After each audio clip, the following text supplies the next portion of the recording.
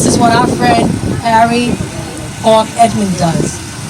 Okay? I'm going to pass this on to our friend from the Audubon Society, who is so generous, and we are so appreciative to have Mark in Atlanta, the red-tailed hawk.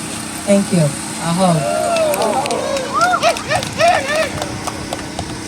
Good afternoon, everyone. My name is Mark from the Audubon. I first want to say it's an honor and a privilege to be here today spending this evening. This is Atlanta, one of our red-tailed hawks, one of our animal ambassadors. She has her name because she came from Atlanta, Georgia. She was injured in her first year, and if you notice, her right wing is drooping a little bit. And so she may have had a collision with a car as she was hunting along the roadway. And because of that, she can't fly that well. And so she went to a wildlife rehabilitator down in Georgia, spent some time there to get healed up, and then went to Maine, up there with Wings Over Water, and was used as an animal ambassador up there as an education. And then when she was done, we were lucky able to take Atlanta, and now she's with us. Atlanta is 11 years old, and for a wild red-tailed hawk, that would be a senior red-tailed hawk. In captivity, she may live to be 25 years old though. We take really good care of her. She has her own mew. She has another red-tailed hawk in the next mew over. We feed her every day. She doesn't have to compete with other animals. When she's not feeling well, we take her to the veterinarian. We trim her nails. We trim her beak. And I think she makes a great representative of wildlife in Rhode Island and also red-tailed hawks. You can see the way she's looking. Really sharp eyes, really strong. Probably 8 times more than a human being. Really strong eyes. You notice I'm wearing a leather gauntlet, and the reason for that is she has really sharp talons, and it is believed that the strength of her is about 4 people with those talons. So when she grabs something, and some of her food might be a small mouse or a mole or a vole or a rabbit or a squirrel, it doesn't get away. Are there any questions about Atlanta or red-tailed hawks? Do you have any questions? Any of the kids have any questions, or adults? I'm still learning too. Yeah, they're very popular. Oh, we have a question back there. Come over, honey. You can come up. What's your question?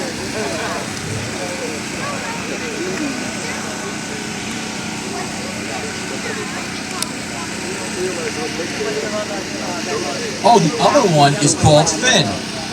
Finn. So Atlanta is a female, Finn is a male, and they live next to each other. We don't keep our birds together with other birds. We do have permits through the U.S. Fish and Wildlife Service and the state of Rhode Island in order to have these birds. And myself had to do a lot of training before I could get this comfortable with a bird of this power. So once they together, they're monogamous. So the males and females stay together.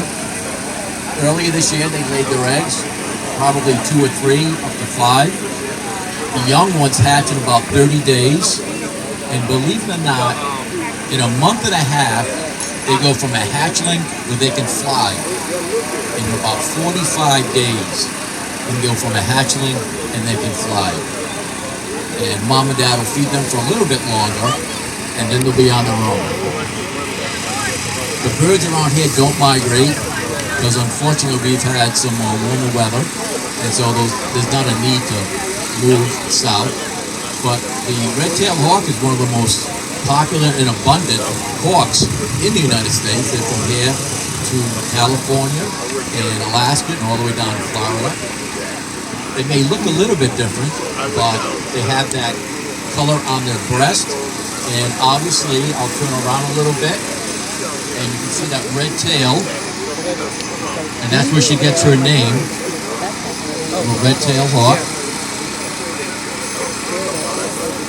I don't know if you know this, but the females are larger than the males in hawks. They're about 25% larger. They're the ones that have to lay the eggs and take care of the young, while dad is out hunting. Question. The bag of tea? Is she heavy?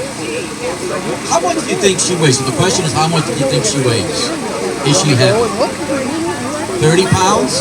No. So, birds, because they can fly, have hollow bones. They're actually very light. So, she only weighs somewhere about 2.5 to 2 3/4 pounds. She only weighs just over 2.5 pounds. She was weighed recently and she only weighs about 2.5 pounds. We weigh it quite a bit because we have to weigh out the food every day. We want to make sure she gets enough, but not too much. So most of the time we feed her mice, but on certain days she gets quail and day-old chicks. All the animals are frozen, so the mice we call micicles, and we thaw them out. Anybody wearing a number has it, so they pay for it. So they get, and they also have sweets. They don't sweat like us, so that's why her. Yeah, it's opening its wings, so I let the voice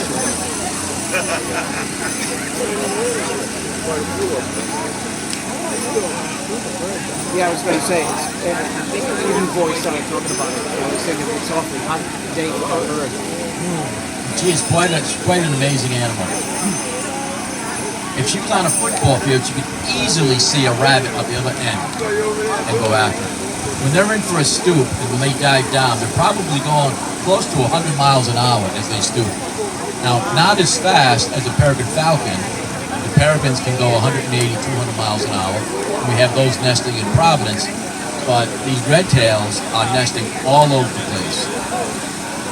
And they're really adaptable to so many different habitats, whether they're living in East Providence, or Situate, Foster, Gloucester, anywhere in Rhode Island.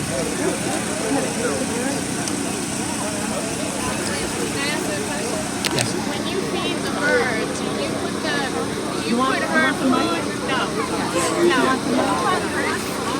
Question. This car, when you feed the birds, the little mouse, whatever,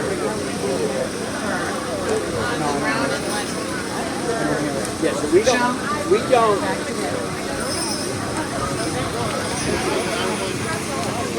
So the question is, how do we feed them? And we bring the food in. Some of the times we actually hide the food a little bit. We don't put it all in the same spot every day. So it's called enrichment to keep them active. They're looking for their food, and they like that. That's a great question. Any other questions? That's a very good. So the question is, how do we identify them? On their back and on their head. But if you're looking from below, they're almost a cream color down here, the cream color, and then the breast has a brown area streak across there. Now, right about where the elbow is, there are dark spots, and I'll see if you can see them. I'm going to move her a little bit. And you can see a little bit darker underneath there.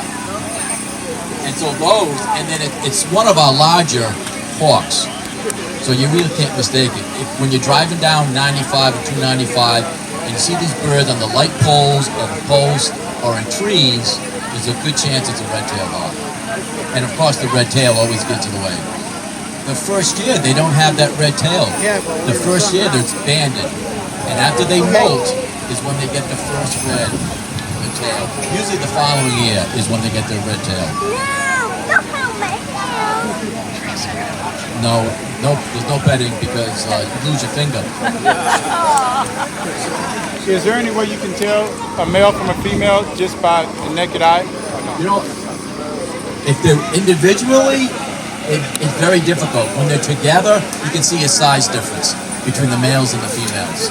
The females are much larger. But when they're on their own, it's more difficult. Good question. That was the question. That's what she asked. How do you tell the difference between a male and female? Okay. And the size is really the big thing. You know, when we first get the birds, sometimes we bring them to the vet and they have x-rays, and the x-rays will help us identify whether it's a male or a female.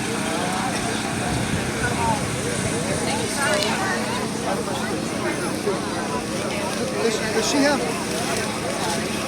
I want that microphone. So I'm wondering, does she have ears? Does she have a sense of hearing? Any good question? So that's a great question. They do have ears. They don't have the lobes that we do, but they do have holes on each side of their head. Now, you can see the two holes for the nostrils. They're not great. They don't smell really that well, but their eyesight and their hearing and their talons are superb. And, you know, they're the king of the sky. And when they want something, they get it, they grab it, it's theirs. But they can hear, and their hearing is behind all those feathers. And all it is a hole. Two holes on each side. Good question.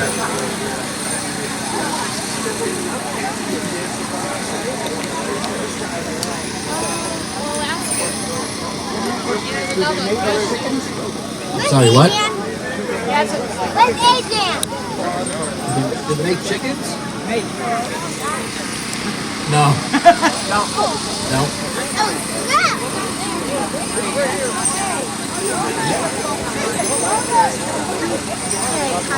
I'm honored to have my namesake here in the Audubon Society.